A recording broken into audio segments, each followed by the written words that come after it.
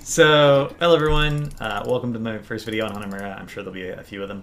But the first thing I want to go over is there's essentially a third lane on Hanamura, and it's the merc camps. Unlike most maps, the merc camps actually give a significant amount of experience. The recon camp gives a lot of experience.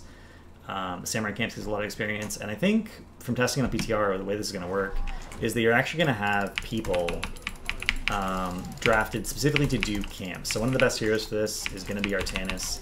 And it's kind of an interesting rotation that you're going to want to do under optimal circumstances, because the samurai camp gives a flat 200 experience for killing the samurai, and it gives 250 experience for actually capping the camp.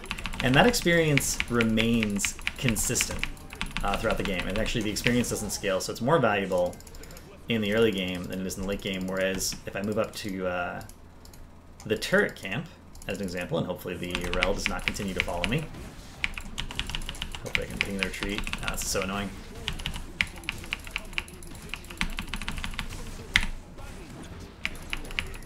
This experience, just like on Volskaya, is going to continue to scale throughout the game.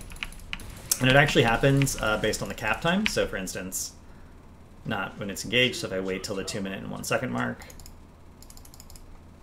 you should get a little tiny bit more experience there than I would have gotten otherwise. I think that's how it works. I'm really hoping they didn't change it from BTR to live. And here's the big thing, is the turret camp. So the turret camp is relatively easy to do. Each of these little guys gives like a tiny amount of experience. I think it's 2 baseline, and it scales like at 2 per minute or something. So we're not talking about a whole lot of experience here. But notice it gives 645 experience to actually take the camp. That's more than a wave. And now my friendly neighborhood Greymane is going to come take the camp away. This is Park. Shout out to Park from the Nexus Discord. And I'm going to let him do it, and then I'm going to swap him off the point. And notice, I get the experience again! So, it's a really weird map in terms of the experience economy, because you have this camp that gives a flat amount of experience. It's far more valuable in terms of experience in the early game. You have the turrets, which give you the item and give you a scaling amount of experience, just like they do in Volskaya. And then you have the recon camp, which gives you an amount of experience for taking it, but it gives whoever caps it experience for taking it back. So let's say that they had taken it, they would have gotten the experience, we could have just taken it back and we got the experience.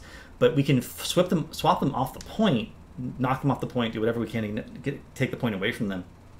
And even though they try to cap the camp, we get the experience as a result. And that means that because you have vision, you're always going to know when they're taking the camp.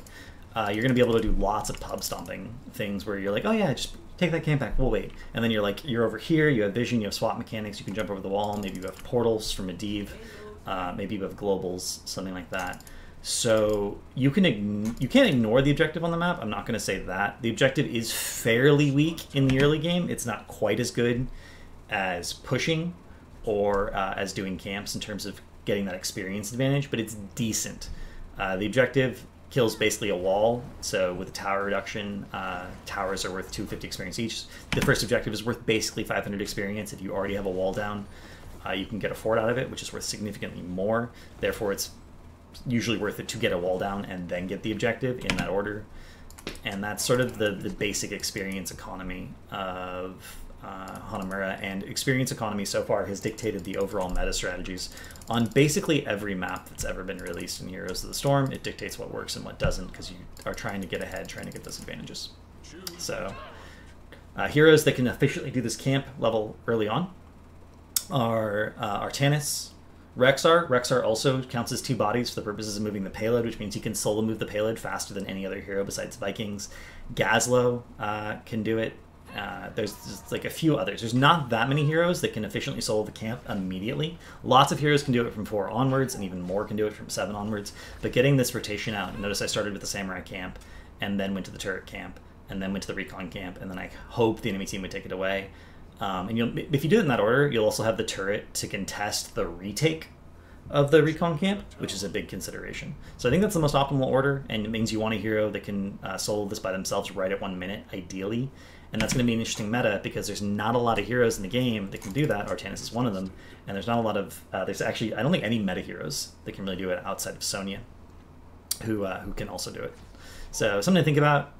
I'm going to call it the third lane. It's the title of the video, and there's a third lane on Hanamura, and it's all about these merc camps.